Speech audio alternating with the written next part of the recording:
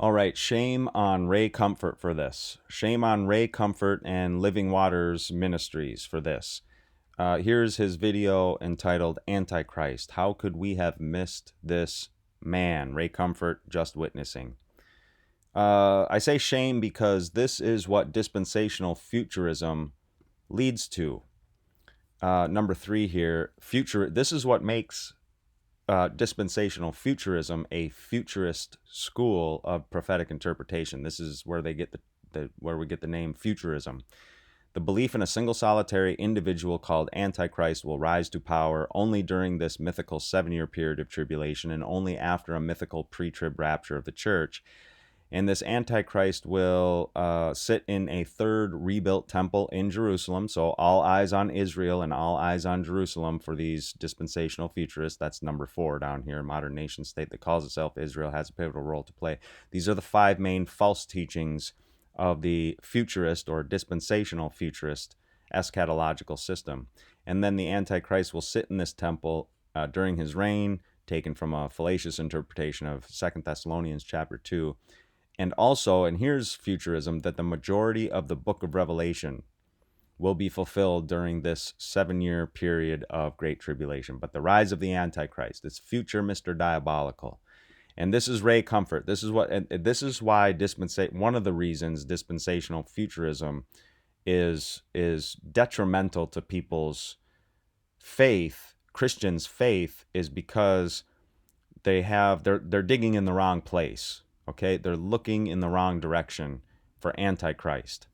Okay, but this is Ray Comfort, and it ends up in vain speculation of who the Antichrist is. All right, and this is what you're going to see in Ray Comfort's video here. Years I've heard prophecy teachers warn of a coming world leader who would set up a new world order. They said he'd be charismatic and would be hailed as Israel's long-awaited Messiah. They warned that he'd be a leader of 10 European nations and he would bring peace to the troubled Middle East. And once in power, he would ruthlessly usher in a mark, commonly called the mark of the beast, without which none could buy or sell. Why is the French president suddenly so apparently interested in Middle Eastern politics? He is now positioning himself as a leader in geopolitics. Peacemaker, troublemaker. At 44... Okay, so you see the vain speculation. Emmanuel Macron, the French president, is what Ray Comfort is pointing to. How could we have missed this man, Emmanuel Macron? So he's going to play several clips here, but we saw this one about the 10 European nation conglomeration, confederation, whatever. You'll hear dispensationalists talk about a revived Roman Empire, whereas historicists recognize that the Roman Empire never truly left. In fact, Daniel chapter 2, do I have Daniel chapter 2 down here? No, I don't have Daniel. I have Daniel chapter 7, but let's see if I can, you know what? Let me go to Daniel 7. I think that would be the best. So we have in Daniel chapter 7, 4 successive empires that would rise to power. And we know that the 4th one was the Roman Empire, and that when the Roman Empire broke up in 4 great beasts that coming up out of the sea, and we go through the 4. Daniel 7, what rough beasts, the 4 beasts that rise up out of the sea, okay, symbolize, and these parallel Daniel chapter 2, the 4 metal man elements of Daniel chapter 2. Babylonian Empire, followed by the Medo-Persian, followed by the Grecian Empire, and then the Roman Empire. So dispensational futurists are looking for, because they know the Roman Empire broke up in about the 5th century AD, so they're looking for a revived Roman Empire and a modern United Nations type of front, or 10 tribal kingdoms, still as future. And then the Antichrist, apparently Emmanuel Macron, according to the vain speculation of Ray Comfort. And then out of those 10 kingdoms, the Antichrist would arise. But you see that there's no gap. There's no time gap after the 476 AD date when the Roman Empire officially fell. The prophecy keeps going. And think about this, the Roman Empire. Think of how many Christians how many sinners had been converted to Christianity by 476 AD. There's a lot of church history going on all the way up to 476 AD. From the time of Christ, the crucifixion, 30 AD, all the way to 476 AD, there's a lot of theology going on, a lot of conversion to Christianity in the Roman Empire, a lot of church history. That church history didn't just stop with the Roman Empire. Okay, we've read from Hippolytus, we've read from Tertullian, where both men were talking about, look, we're living in the Fourth Empire, the Roman Empire, and they're writing in the early 3rd century AD. 3rd century, the 200s AD. Okay, Tertullian and Hippolytus. And they're all talking about after this Roman Empire that we're now living in, then the Antichrist should arise. Because they knew something about Bible prophecy. These 10 horns out of the 4th Empire, the Roman Empire, symbolize the 10 tribal nations that made up the Roman Empire after its fall in 476 AD. These are the 10. Now, the prophecy says 3 of these will be plucked up by the roots. Let's see if we can go. 4th beast, terrifying and dreadful, that's the Roman Empire. Iron teeth, right? The great iron monarchy of Rome. I consider the horns, and behold, there came up among them another horn. So it had 10 horns, right? 10 horns. I considered the horns. Another horn came up, before which 3 of the first horns were plucked up by the roots. So you got the little horn is Antichrist. These 10 horns, and 3 of these 10 are plucked up by the roots before the little horn could arise. So it was after the fall of the Roman Empire. But it doesn't consist of 10, does it? It consists of 7, because 3 would be plucked up by the roots. So already in the video, 10 European nations, the 10 it's actually 7, because 3 would be plucked up by the roots. Or maybe when do those 3 get plucked up by the roots, according to dispensational futurists, right? But here's more of the shameful Ray Comfort, Emmanuel Macron. How could we have missed this man, Antichrist? Here's what he does. He does a little funny play on his name here. He kind of makes a thing about his name. Let's see here. I think it's after this guy on BBC. Yep, right here. Emmanuel Macron. Let's play a little bit. Watch this vain speculation here.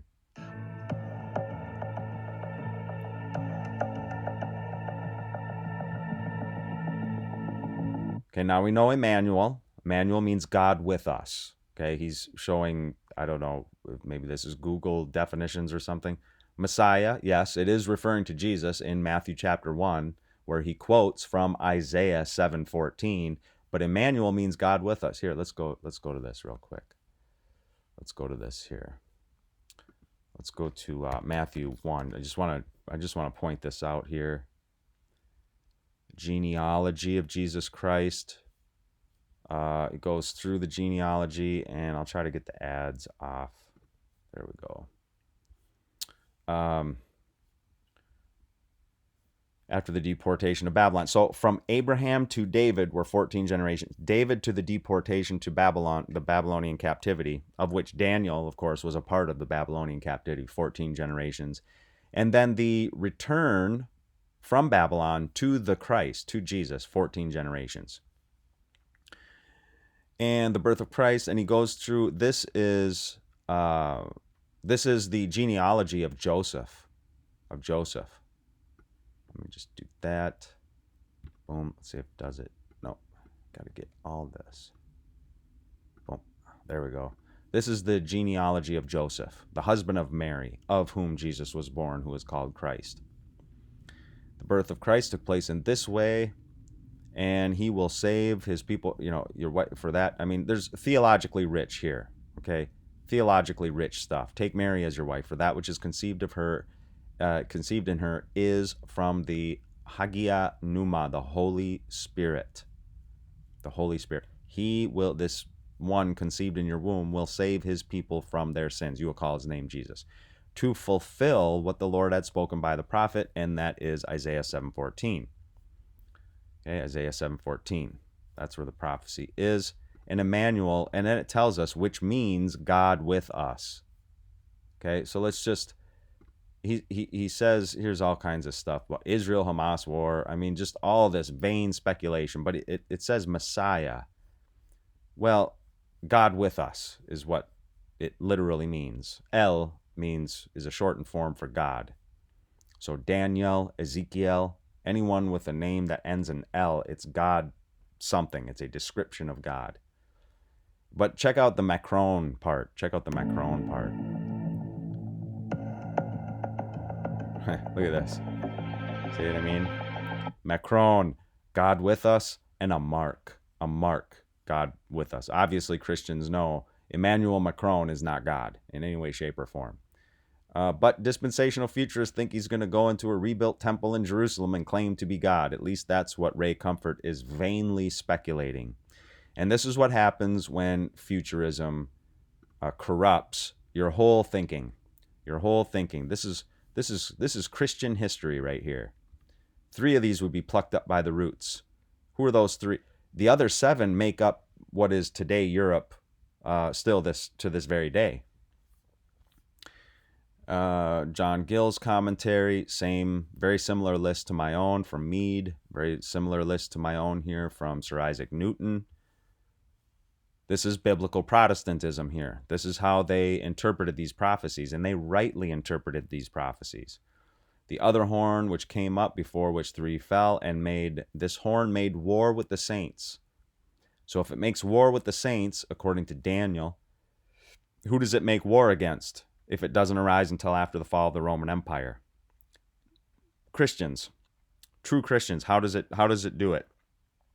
By speaking false words, false doctrine, deceptive doctrine, erroneous doctrine, satanic, devilish doctrine. That's how it does that. That's how it makes war against the saints and conquers them. Not just by physical war. This is a war of doctrine, a war of propositions believed. So the 3 horns were the Heruli, the Vandals, and the Ostrogoths, and these all held to the Arian heresy before the little horn could arise to power and then continue on for 1260 literal years, as the prophecy tells us. 3 of the first horns, a mouth speaking great things in this little horn. 3 of the first horns plucked up by the roots. The great words that the horn was speaking. Okay, we're going to go all the way up to verses 24 and 25. So spread throughout this is more and more description of this little horn. Shall put down 3 kings, or 3 of those horns, shall speak words against the Most High, wear out the saints of the Most High, and they shall be given into his hand. He shall think to change the times and the law. And they shall be given into his hand for a time, times, half a time. Now, we see this time prophecy all throughout, we see it twice in the book of Daniel and 5 times in the book of Revelation, twice in Revelation 11, twice in Revelation 12, and once in Revelation 13, all talking about the same time period. This isn't a part of some mythical, last week of Daniel 9, 24 through 27. This is a completely different prophecy. That prophecy was fulfilled in the 1st century. Christ and the apostles fulfilled the 70th week of Daniel. Daniel 9, 24 through 27 is a messianic prophecy and has absolutely nothing to do with the Antichrist. This has to do with the Antichrist, and this did not begin until after the fall of the Roman Empire in the 5th century AD, and continued for 1260 literal years. Okay? From 538 to about 1798 AD. We've seen what happened in 1798 AD. The Bishop of Rome, Pope Pius VI, was taken captive by the French Republic under Napoleon Bonaparte. Justinian Code naming the Bishop of Rome, 538 AD, with the defeat of the Ostrogoths. Only then could that royal edict take effect. 4th beast is the Roman Empire. This is also the restrainer of 2 Thessalonians chapter 2, was the Roman Empire, restraining the man of sin, son of perdition, from coming onto the scene. And that, of course, was the ascendancy of the bishops of Rome. We could spend hours discussing all the problems inherent in the Roman Catholic system of false doctrines, as many Bible-believing Christians have in books, lectures, documentaries, debates. Debates, very helpful here, but I want to focus on the specific time prophecy. 7 times in Scripture, that 1260 days, or a time, times, and half a time. I go through why time, half a time is 1260 days. Refers to 1260 days, 42 months. Same time period. Day equals year principle. In Daniel 7, that time prophecy refers to the little horn. Revelation 11, it refers to the courtyard of the temple being given over to the nations, as well as the 2 witnesses prophesying. Revelation 12, it talks about the woman in the wilderness. And this woman is the faithful woman, not the adulterous woman of Revelation chapter 17. The adulterous woman of Revelation chapter 17 is the same as the sea beast of Revelation 13, 1 through 10. And again, that is talking about the Antichrist, same as the little horn of Daniel chapter 7. So you get the woman of Revelation chapter 12 being the faithful church, and the harlot of Revelation 17 being the apostate church, apostate professing Christian church. In all these time prophecies, which are referring to the same time period, the proper interpretation of Bible prophecy requires that we utilize the day equals year principle. So let's go through that. I think I go through that a little bit. 1260 years. Why this is so biblical. No, I don't. Okay, I'll go on to 2 Thessalonians. Jonathan Edwards here. This is just a sampling of all that we could go to recognize that the Reformation and post-Reformation writers all viewed Bible prophecy this way. The time when the reign of Antichrist began. It is certain that the 1260 days or years, see that? Years. Jonathan Edwards here, Works of Jonathan Edwards, Volume 1, simply took it as a given that it's day equals year, people. This is, the Futurists don't think so. Ray Comfort, Emmanuel Macron, waiting for a future Mr. Diabolical. That's not how to do Bible prophecy. Jonathan Edwards recognized it, and that these 1260 years did not commence, that is, they did not begin before the year of Christ 479, that is, before the fall of the Roman Empire. They started after that. The Christian church corrupted itself. Apostasy refers to a professing Christian church. The Christian church corrupted itself in many things presently after Constantine time, growing more and more superstitious in its worship, and by degrees bringing in many ceremonies into the worship of God, till at length they brought in the worship of saints and set up images in their churches. Idolatry. And worship of saints or prayers to saints, that's necromancy. Okay? Necromancy. Attempting to speak to the dead. The clergy in general, especially the Bishop of Rome, assumed more and more authority to himself. In primitive times, he was only a minister of a congregation, and that's all the New Testament lays out. You have elders and deacons. You have individual church locations, and each individual church congregation has a plurality of elders and a plurality of deacons. That means 2 or more, at least 2 elders and at least 2 deacons. But this is what the Bishop of Rome wanted, more and more authority to himself. First, he was only a minister, then a standing moderator of a presbytery. So our Presbyterian friends still have a Presbyterian form of church governance, or what we call ecclesiology, the study of church polity, how the church is set up. As Reformed Baptists, we don't. We have, look, a plurality of elders in any given location, a plurality of deacons, just like the Bible lays it out, not a presbytery. But then the Pope became a diocesan bishop, then a metropolitan, which is equivalent to an archbishop, then a patriarch. Afterwards, and there were how many, 5 main patriarchs at one time of the 5, big cities of the Roman Empire. Afterwards, he claimed the power of universal bishop over the whole Christian church. No, there is one universal bishop over the whole Christian church, and that is Christ. He is the one and only head of his church. He is the one and only universal bishop, not the Pope. That's part of his blasphemy. It's bad ecclesiology. Ecclesiology matters just as much as eschatology or soteriology.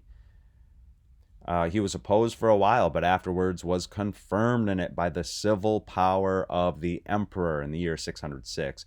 After that, he claimed the power of a temporal prince and was wont to carry two swords to signify that both the temporal and spiritual sword were his. He was used to be called God on earth. He claimed to have power to crown princes and to degrade them at his pleasure, and this power was owned by him. Owned by him. The emperors received their crowns at his hands. If the Pope was pleased to excommunicate a prince, all of that prince's subjects were at once freed from their allegiance to him in accordance with the Pope's excommunication and obliged not to own him any more. The Pope was, of course, believed to have men to damn men at his own pleasure, for whoever died under his excommunication was looked upon, that is, in their minds, in their hearts. This is how the Antichrist made war against the saints and prevailed over them. Daniel 7, wear out the saints of the Most High. They shall be given into his hand for a time, times half a time. God still had his people because that woman is fleeing into the wilderness for that 1260 years. So he still has his people. But his people are being conquered by the mouth that spoke great things. This little horn made war with the saints and prevailed over them by false doctrine. Jonathan Edwards knew it. Everybody knew it. All Bible-believing Christians used to know this as doctrine, as dogma, as biblical dogma. Jesus revealing history in the books of Daniel and the book of Revelation.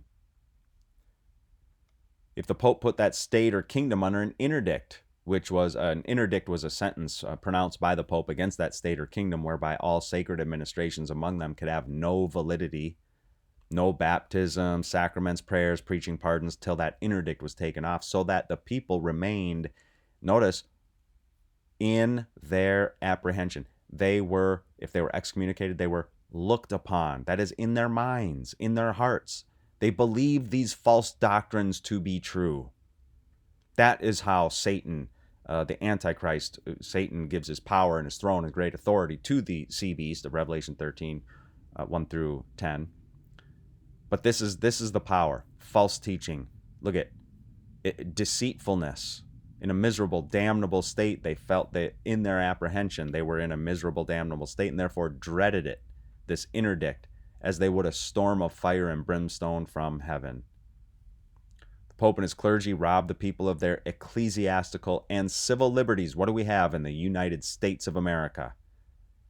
A true American knows that the Bill of Rights is our best friend.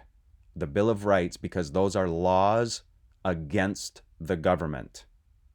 Governments do not like when their people have laws against them. They do not like it. They want to make the laws and say, no, you all have to abide by the laws that we make. And we say, yeah, we have some laws that you have to abide by, government. Very important in the United States of America. I am thankful that I am 100%, as a German Irishman, 100% Native American. That's what I am. Born and raised, conceived, born and raised, 100% Native American with my Bill of Rights.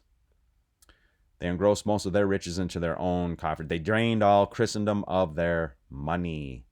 Money and the power. That's what the Bishop of Rome, that's what the papacy loves, money and power. Got to pay for deliverance out of purgatory, pay for indulgence, baptisms, extreme unction, pay. See how all this, how well all this agrees with the prophecies of 2 Thessalonians chapter 2, man of sin, son of perdition. See, this is Jonathan Edwards, again, works of Jonathan Edwards, volume 1, the history of the work of redemption. And of the other horn which came up, before whom three fell, of that horn that had eyes and a mouth that spake very great things. very arrogant, haughty, high-minded things about itself, false doctrine, false dogma, false teaching. Behold, the same horn made war with the saints, check it out, and prevailed against them. Prevailed against them. That's what the prophecy says. Jonathan Edwards is telling us how that was done in a very masterful way, in my opinion. During this time, also, superstition and ignorance more and more prevailed. The Holy Scriptures, by degrees, were what? Taken out of the hands of the laity. Why were the Holy Scriptures taken out of the hands of the laity by degrees? Because the Holy Scriptures are the antidote to all the false doctrines of Rome, of the Antichrist, and Satan, who gives his power, his authority, and his throne to the Antichrist. The Scriptures are the antidote for that, the better to promote the unscriptural and wicked designs of the Pope and the clergy, and instead of promoting knowledge among the people, they industriously promoted ignorance. See that in public schools today, public cesspools? They're industriously promoting ignorance. Okay? Not promoting knowledge. It was a received maxim among the papists that ignorance is the mother of devotion, whereas Hosea 4:6 says, my people are destroyed for lack of knowledge. Lack of knowledge. And so great was the darkness of those times that learning was almost extinct in the world. The very priests themselves, most of them, were barbarously ignorant as to any commendable learning or any other knowledge than their hellish craft. He's not saying they didn't have knowledge. Oh, they had knowledge of their hellish craft in oppressing and tyrannizing over the souls of the people. The superstition and wickedness of the Church of Rome kept growing worse and worse till the very time of the God-ordained Protestant Reformation. Okay? And I say that as a Baptist. The God-ordained Protestant Reformation. The 5 solas, for example. So that's Jonathan Edwards versus the vanity of Ray Comfort and vainly speculating about the Antichrist and Emmanuel Macron and all that stuff. So I hope this was edifying, a little long, but I know I tend to ramble on about certain things, but I think it's pretty substantive to talk about these things. Let me know what you think in the comments. Talk to you soon. Soli Deo Gloria.